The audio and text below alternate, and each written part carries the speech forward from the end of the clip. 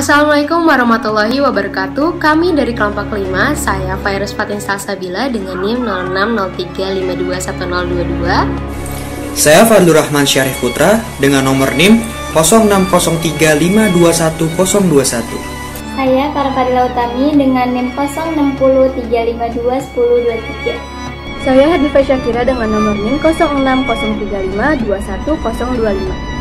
Kami akan mempresentasikan filsafat Islam beserta tokoh-tokohnya. Selamat menyaksikan. Bismillahirrahmanirrahim. Assalamualaikum warahmatullahi wabarakatuh. Perkenalkan, nama saya Farah Fadila Utami dari kelas Psikologi A dan dari kelompok 5. Hari ini saya ingin sedikit menjelaskan tentang materi yang berjudul filsafat Islam. Filsafat Islam sering disebut juga dengan filsafat Arab atau filsafat Muslim, yang merupakan suatu kajian sistematis terhadap kehidupan, alam semesta, etika, moralitas, pengetahuan, pemikiran, dan gagasan politik yang dilakukan dalam dunia Islam. Dalam Islam ada dua istilah yang berkaitan erat dengan pengertian filsafat, yaitu falsafah dan kalam. Falsafah merujuk pada kajian filosofi, logika, dan ilmu pengetahuan, sedangkan kalam merujuk pada teologi keagamaan. Filsafat Islam dibagi ke dalam 3 periode. Yang pertama yaitu periode klasik. Periode ini diperhitungkan sejak wafatnya Nabi Muhammad SAW hingga pertengahan abad ke-13, yaitu antara tahun 650 sampai tahun 1250 Masehi. Yang kedua, periode pertengahan, yaitu antara kurun tahun 1250 sampai dengan tahun 1800 Masehi. Yang ketiga ada periode modern atau kontemporer, yaitu sejak kurun tahun 1800-an hingga saat ini. Filsafat Islam ini dimaknai sebagai pengetahuan tentang hakikat segala sesuatu. Hakikat segala sesuatu di sini juga termasuk jiwa dalam salah satunya. Senada dengan hal psikologi ini juga pada awalnya dimaknai dengan jiwa. Sejarah awal psikologi tidak dapat dipisahkan dari filsafat, termasuk juga di sini filsafat Islam. Sudah pasti bahwa pengembangan psikologi Islam bukanlah tugas yang mudah, dibutuhkan kerjasama antara psikolog dan calon psikolog muslim dalam hal-hal yang berkaitan dengan research dan development untuk mewujudkan corak bagaimana seharusnya psikologi Islam itu. Walaupun perkembangan psikologi Islam sejauh ini bisa dibilang stuck, tapi setidaknya ada beberapa karakteristik yang sudah bisa dianggap sebagai corak psikologi yang berlandaskan pada konsep Islam itu sendiri. Dimensi ruhaniah merupakan salah satu hal yang mempengaruhi perilaku manusia di samping dimensi-dimensi organ biologi, mental psikis, dan juga sosio-kultural. Kemudian ditemukannya teori-teori psikologi baru yang berlandaskan pada Al-Quran dan hadis. Kemudian dilakukannya telaah banding antara pandangan-pandangan para pemikir Islam dengan pandangan teoritis pemikiran Barat.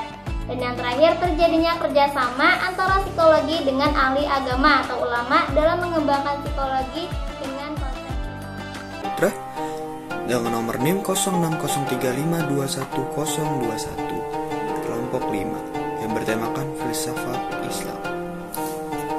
Ibnu Sina, nama lengkapnya adalah Abu Ali Al-Husain bin Abdullah bin Sina.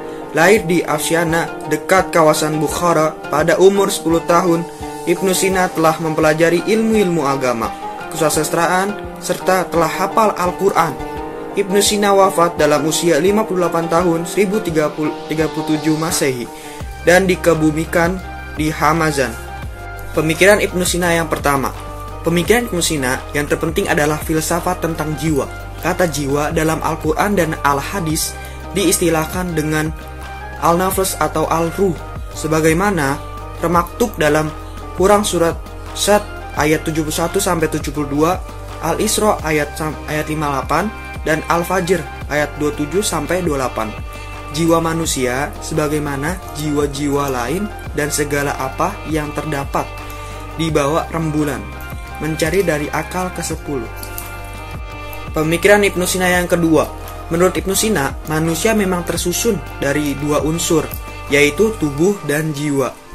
Antara keduanya tidak ada persamaan. Unsur tubuh terbentuk dari berbagai unsur yang memancar dari planet-planet. Sementara jiwa hanya terbentuk dari satu unsur, yaitu dari al-aql al-fa'al, dan jiwa ini pada dasarnya merupakan abstraksi tersendiri dalam struktur tubuh manusia, namun selamanya bergantung pada tubuh. Yang di atas adalah berikut tentang sumber-sumber yang saya dapatkan untuk mencari biografi dan pemikiran dari Ibnu Sina. Kali ini saya ingin menjelaskan salah satu tokoh filsafat Islam yang masyhur, yaitu Al-Farabi.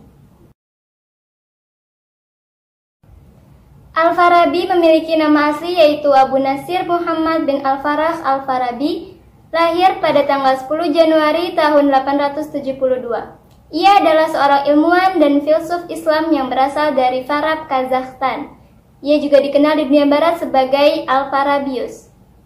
Al-Farabi berkenalan dengan pemikiran-pemikiran dari para ahli filsafat Yunani seperti Plato, Aristoteles, dan mencoba mengkombinasikan ide mereka dengan pemikiran Islam untuk menciptakan sebuah negara pemerintahan yang ideal. Al-Farabi muda belajar ilmu-ilmu Islam dan musik di Bukhara dan tinggal di Kazakhstan sampai umur 50 tahun.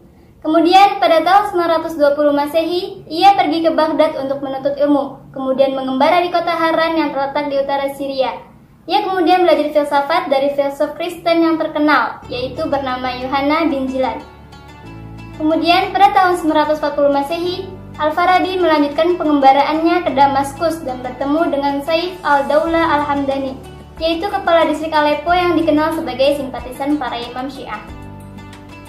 Pada bulan Rajab tahun 339 Hijriah atau lebih tepatnya pada bulan Desember tahun 950 Masehi, Al-Farabi wafat di kota Damaskus pada usia 80 tahun. Al-Farabi membagi negara ke dalam 5 bentuk, yaitu negara utama, Al-Madinah Al-Fadilah, negara yang dipimpin oleh para nabi dan dilanjutkan oleh para filsuf. Pada negara utama ini penduduknya hanya merasakan kebahagiaan. Yang kedua, ada negara orang-orang bodoh atau Al-Madinah Al-Jahilah, negara yang penduduknya tidak mengenal kebahagiaan. Kemudian negara orang-orang fasik, negara yang penduduknya mengenal kebahagiaan, tapi tingkah laku mereka sama dengan penduduk negara orang-orang yang bodoh. Yang keempat, negara yang berubah-ubah atau Al-Madinah Al-Mutabaddilah. Pada awalnya, penduduk negara ini memiliki pemikiran dan pendapat seperti penduduk di negara utama, tetapi kemudian mengalami kerusakan. Yang kelima, ada negara sesat atau Al-Madinah Ad-Dallah, negara yang dipimpin oleh orang yang menganggap dirinya mendapat wahyu, dan kemudian ia menipu orang banyak dengan ucapan dan perbuatannya. Menurut Al-Farabi, pemimpin adalah seseorang yang disebutnya dengan filsuf yang berkarakter nabi, yang mana ia harus memiliki rasionalitas dan spiritualitas. Al-Farabi mengingatkan bahwa walaupun kualitas lainnya sudah terpenuhi, tetapi kalau kualitas seseorang filsufnya atau spiritualitasnya tidak terpenuhi dalam suatu pemerintahan, maka negara utama tersebut bagai kerajaan tanpa seorang raja. Oleh karena itu, negara dapat berada di ambang kehancuran. Karya Al-Farabi yang terkenal, yang pertama ada Al-Jam'u Baina Ra'yai Al-Hakimain. Dalam buku ini, ia menggabungkan pemikiran dua filsuf, yaitu Plato dan Aristoteles. Dia menilai kedua filosof itu sama-sama membahas ketuhanan. Yang kedua ada Ahlul Madinah Al-Fadilah, yang mana buku ini banyak membicarakan tentang konsep kepemimpinan dalam Islam. Kemudian yang ketiga ada Kitabul Musiqah. Di antara karyanya yang berat yang berisikan falsafah, politik, dan berbagai ilmu pengetahuan lainnya, Al-Farabi juga menulis kitab yang memotivasi seniman. Kitab itu mengajarkan tentang alat-alat yang mampu mengeluarkan suara ini. Virus Fatin Salsabila dengan NIM 0603521022 akan mempresentasikan salah satu tokoh filsafat, yaitu Al-Razi. Abu Bakar Muhammad Ibnu Yahya Al-Razi atau yang lebih dikenal dengan Al-Razi lahir pada tanggal 1 Sya'ban 251 Masehi atau 825 Masehi di kota Rai yang dulunya bernama Rogi di Iran, yang kemudian wafat pada 925 Masehi. Al-Razi yang sangat pintar terkenal sebagai ahli kimia dan juga ahli kedokteran dibanding filosof. Sebagai ahli kimia yang sangat handal, ia sering melakukan eksperimen-eksperimen. Karena eksperimennya membuat kedua matanya kabur. Karena hal tersebut, juga ia sudah memiliki ilmu yang luas, akhirnya ia memutuskan untuk menekuni bidang kesehatan yaitu kedokteran. Ia juga mendirikan rumah sakit di kota Rai. Selain itu, ia juga dipercaya memimpin rumah sakit di Baghdad. Disiplin ilmu Al-Razi meliputi ilmu falak, matematika, kimia, kedokteran, dan filsafat. Al-Razi yang sangat rajin membaca dan menulis membuat penglihatannya mulai berkurang, sampai akhirnya ia buta total, tapi ia menolak untuk menjalani pengobatan. Di sini saya akan membahas dua pemikiran Al-Razi, yaitu yang pertama 5 yang kekal, dan yang kedua tentang kenabian. Mari kita mulai dari yang pertama. Dalam filsafat Al-Razi, 5 yang kekal, ajaran yang paling terkenal. Ia menyebutkan 5 yang kekal terdiri dari Tuhan, jiwa universal, materi pertama, ruang absolut, dan zaman absolut. Apa aja sih maksudnya? Oke, yang pertama dari 5 yang kekal yaitu Tuhan atau Sang Pencipta, yaitu yang maha tinggi dan maha sempurna.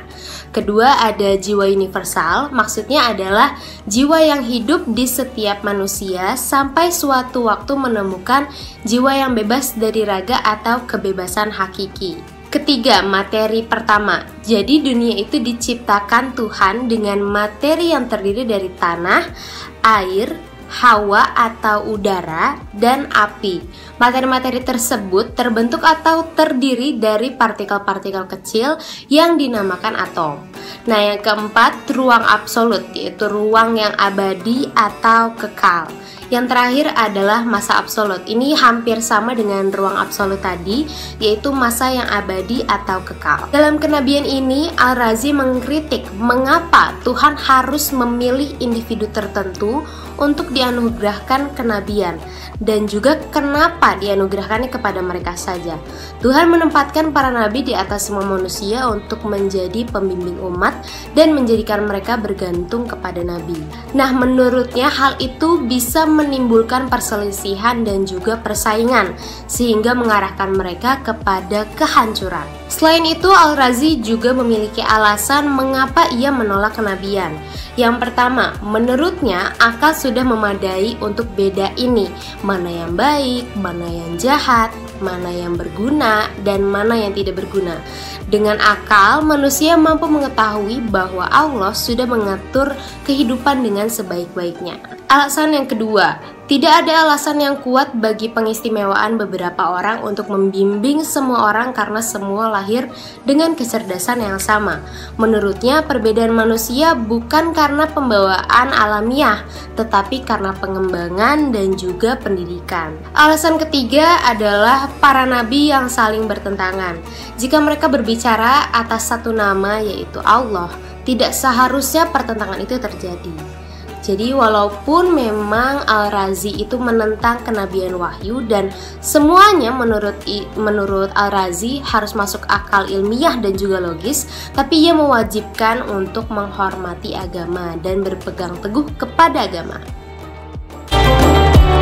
Assalamualaikum warahmatullahi wabarakatuh. Saya Hadi Syakira dengan nomor NIM 06035211025. Pada kesempatan kali ini, saya akan membahas tentang filsafat Islam yang bernama Al-Balkhi. Abu Zaid Al-Balkhi adalah seorang ahli geografi, ahli matematika, psikolog, dan ilmuwan.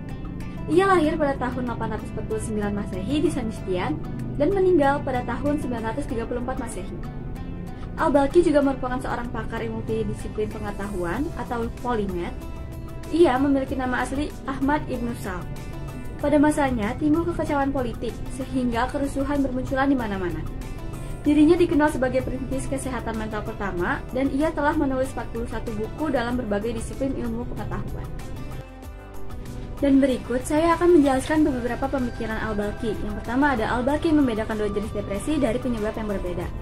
Depresi yang pertama disebabkan oleh kehilangan atau kegagalan, sehingga dapat menyebabkan stres dan gangguan jiwa pada individu.